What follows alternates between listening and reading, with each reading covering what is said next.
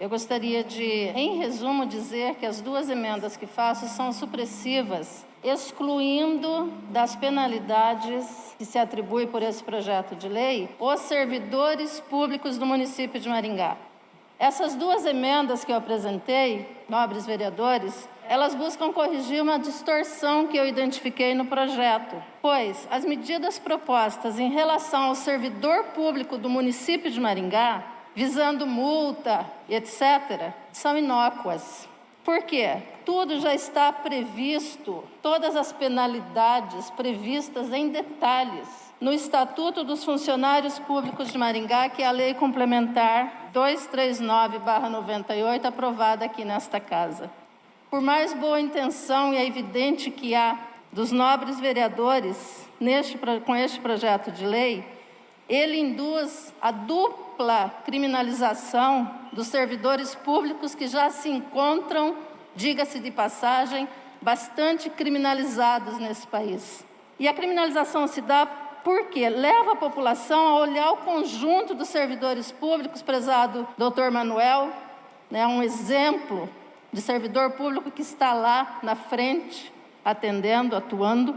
Esse projeto induz a população a olhar esses servidores com desconfiança, numa situação em que a confiança não pode ser quebrada, minha gente, num momento perigosíssimo, grave, de pandemia que a gente está vivendo. E a empatia não deve ser apenas uma palavra bonita que todo mundo agora resolveu usar, sem talvez, de fato, doutor Manuel, conhecer o verdadeiro significado.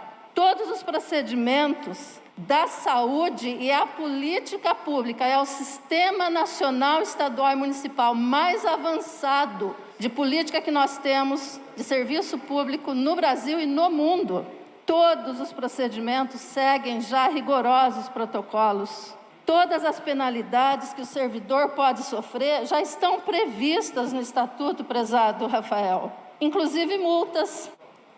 Por exemplo, no artigo 175, se determina que o funcionário responde civil, penal e administrativamente pelo exercício regular das suas atribuições. No artigo 176, se diz o seguinte: a responsabilidade civil decorre de ato omissivo, doloso ou culposo, que resulte em prejuízo ao erário ou a terceiros. E a obrigação de reparar o dano não cessa com a morte do servidor, porque, aspas, ela estende-se aos sucessores e contra eles será executada até o limite do valor da herança recebida. Para termos uma ideia do nível de controle extraordinário que o Estatuto já prevê.